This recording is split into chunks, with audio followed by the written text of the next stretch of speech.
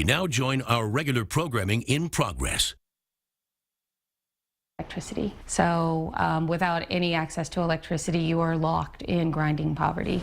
At a recent event in Washington, Michelle showed off the centerpiece of her sustainable energy solution. It's a solar generator. It's a 1.5 kilowatt solar array, and that equipment is designed to charge portable battery packs. Each generator placed in a village can charge and recharge 100 portable battery packs. Battery pack gets carried in, we plug it in, it recharges. Each portable pack can charge cell phones and light a home for 5 to 7 days before recharging. That's 100 homes at a cost of just $6 a month, what an average Haitian family spends now for kerosene. Watching a child turn on a light bulb, an 8, 9-year-old child turn on a light bulb for the first time, it is an astonishing thing to witness. I think it's nothing short of miraculous, to be honest. Volunteer Jennifer Shedd marvels at the impact Michelle's had. So far, her nonprofit is operating 14 generators and battery packs serving 7,000 people. She's giving them the ability to make their entire life better, long term. It's not a short-term thing. I'm a mother of 3. And when I went to Haiti and I saw the way people lived and how hard it was, something really did click over in me, and nothing's ever been the same since. She says Sharona Cares will supply 3,100 more homes with electricity in the next year. Michelle gave special thanks to her husband for inspiring her and supporting her as she travels every few weeks between the Bay Area and Haiti on behalf of her nonprofit. Another one of our silver medal winners spends a lot of time out of the country helping others. For Laura Escoboza, one volunteer job turned into a lifelong mission of compassion. I have never in my life met someone more dedicated, more determined, or more capable than Laura Escoboza. High praise for a woman who may not have a medical degree, but whom these doctors say has done more to help patients around the world than you can imagine. For 23 years, Laura Escoboza has led Operation Rainbow, a nonprofit organization that provides free orthopedic surgery to needy children in underdeveloped countries. Laura, who speaks 5 languages, volunteered to go as a translator with one of the first teams of doctors that traveled from the Bay Area to Guatemala in 1990.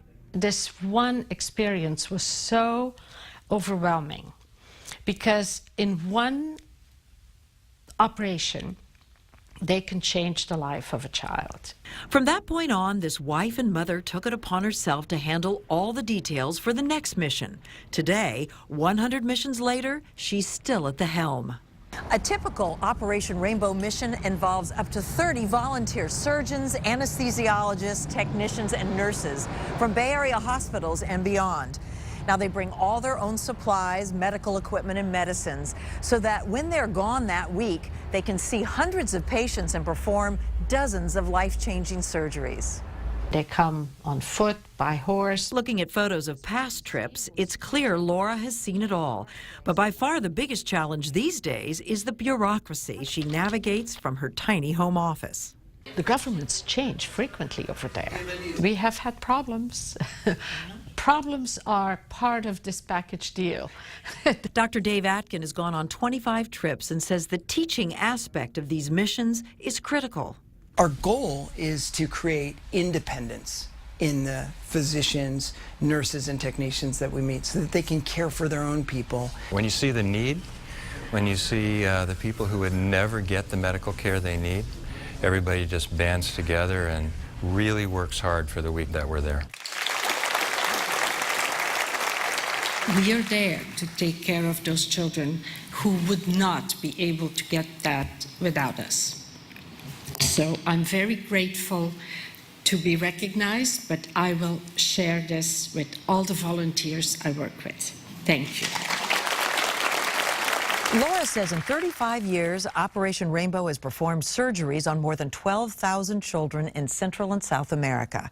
Her nonprofit has also forged friendships with local doctors to teach them that early diagnosis can avoid the need for surgery. Coming up next, making sure students and teachers have everything they need to succeed in the classroom.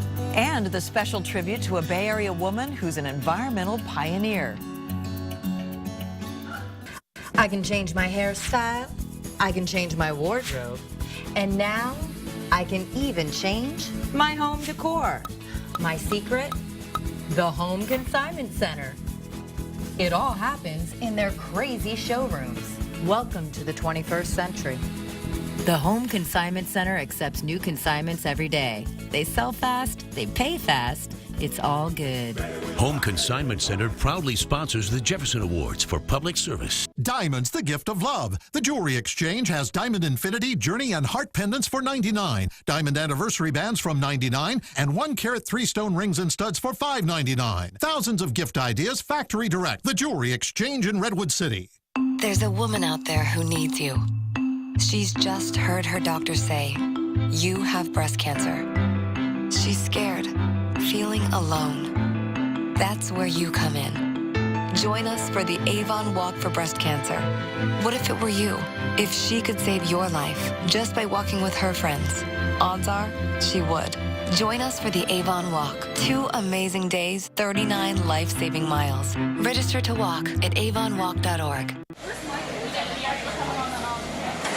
She has no idea. No one told her, right?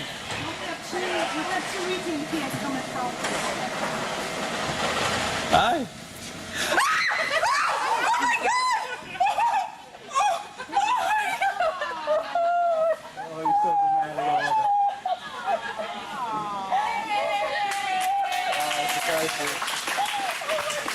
It wasn't easy, I did it. Each new year is filled with potential because we see things not as they are, but as they could be. That's why at Maaco, for a limited time, we're offering our most popular paint service for half price. It's a new year. It's time for a new paint job, a new you. Maaco, America's Body Shop.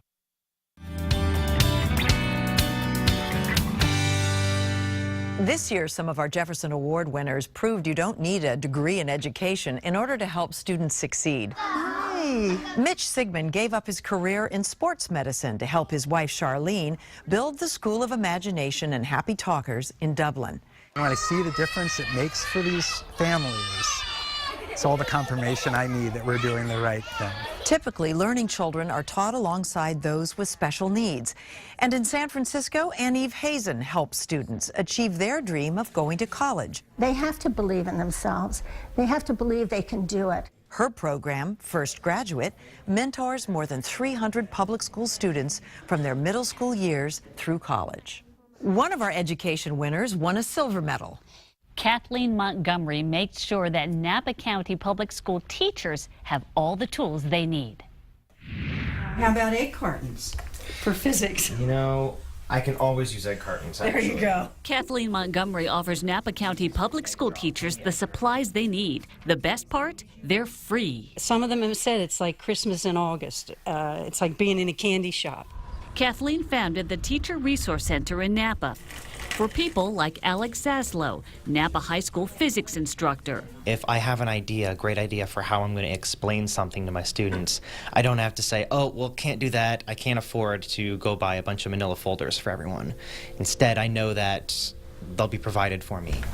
Kathleen is a part-time dental hygienist and former teacher herself. She founded the nonprofit in 2010 after noticing a trend among her teacher friends. I started to hear comments from them about the increasing amounts of money they were spending out of their pockets for school supplies as the budgets dwindled during the economic crunch. From paper and paint to pencils and pom-poms, Kathleen collects donated supplies from local businesses. She hosts 2 free shopping days a year for elementary through high school teachers. Oh, we need crayons. Yeah. Dozens of volunteers, many retired instructors, sort countless boxes that pack the center's 3,000-square-foot warehouse. Sherry Vieira has relied on the free shopping days for her science class. It's just last night I purchased, strawberries, and the day before was peanuts, and the day before were pops, and just lots of things like that. A lot of teachers spend a lot of their paycheck, so it's so helpful that we don't have to just rely solely on picking things up on our own. In 3 years, the Teacher Resource Center has hosted more than 1,500 teachers. Each one has left with an average of more than $200 in school supplies. Volunteer Nancy Fireman says Kathleen guides every part of the nonprofit, from gathering supplies to generating fundraisers. It's in her life constantly. So she's just always thinking, always trying new things. And they often hear from grateful shoppers. Because I got these things from you today, I can buy my kids some shoes. The great part is when they leave, their baskets are full and they're smiling. And I'm sure all of you out here have a teacher friend, a teacher relative, and you know how hard they work and how so frequently they spend their own money buying supplies to make sure their students have everything they need to succeed in the classroom. So we're just doing our small bit to help them along. As she received her silver medal, Kathleen said the Teacher Resource Center is expanding its services. It's on the verge of opening a facility for Vallejo teachers. Sometimes education means starting a movement about something important, like saving the Bay. Sylvia McLaughlin received a silver medal for more than 50 years of protecting San Francisco Bay. Along San Francisco Bay, you can hear birds chirp, kite surf, and enjoy the waves because of 96-year-old Sylvia McLaughlin. I think it's just beautiful.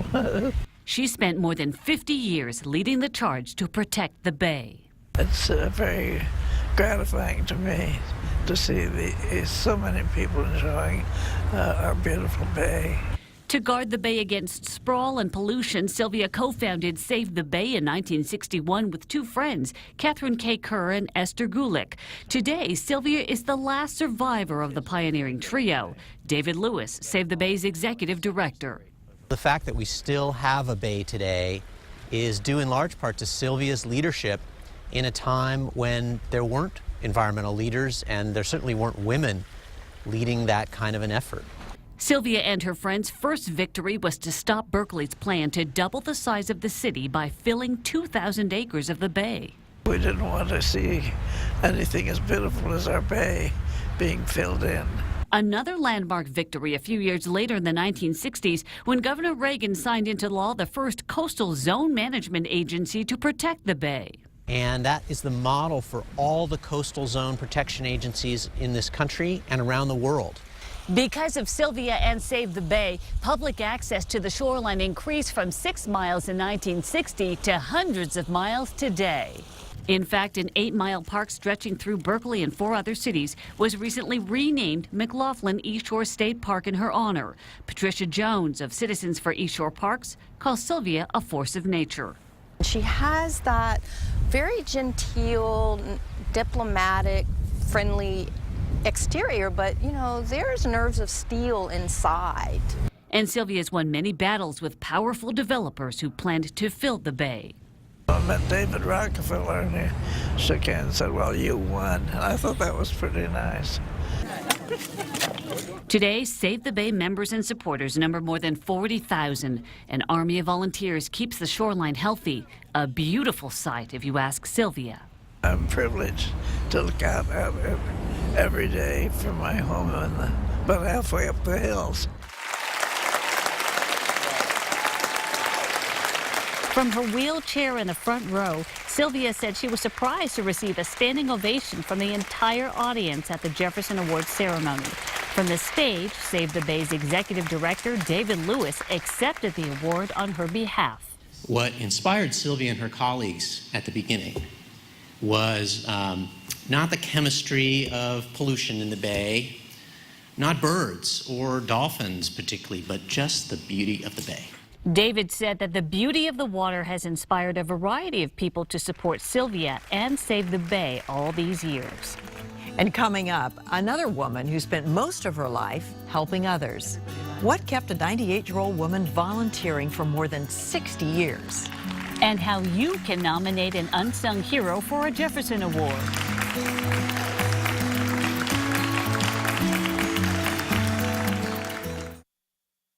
Monday, these guys are getting schooled by the master. The journey to awesome starts with actually lots of singles. We're going to a strip club. Watch and learn. I think we're ready to go back to that party and meet some ladies. Yeah! You are not ready! Come on, let's go. A new How I Met Your Mother. Then the girl's bank account goes from bust to unbelievable. I have $1 million. The money's real? New Two Broke Girls after a new How I Met Your Mother, Monday, 8/7 Central. Nevada is a land for adventurers and trailblazers, welcoming those who can stare down a double black diamond and claim this hill is mine. Carved tracks and runs that start at 11,000 feet and overlook the stunningly blue water of Lake Tahoe. Rev your snowmobile on the virtually untouched terrain of the Ruby Mountains. Warm up at some hot blackjack tables under the blazing neon lights of Las Vegas. Nevada truly is a land unlike any other. A world within, a state apart. You can forget yourself here. You'll create the most enviable Instagram feed of your life. Whether you're living it up at the après-ski parties at Tahoe, soaking your cares away in a desert hot spring, or dancing the night away with thousands of your closest friends. No matter the season, fantasies come to life in Las Vegas, a 24-hour city where all 5 senses are put to the test. You can visit Paris, New York, an Egyptian pyramid, and Venice all in one day. In northern Nevada, Reno is the hub of entertainment, dining, and casino action. It's a world of Nevada-style luxury and excitement intertwined with outdoor adventures. With convenient nonstop flights to Reno Tahoe International Airport and McCarran International Airport in Las Vegas, Nevada is just a quick flight away. Nevada, a world within, a state apart. Go to travelnevada.com and start planning your getaway today. Sign up for the Nevada Ski e-newsletter and get snow alerts, ski resort updates, and stay and ski packages sent directly to your email.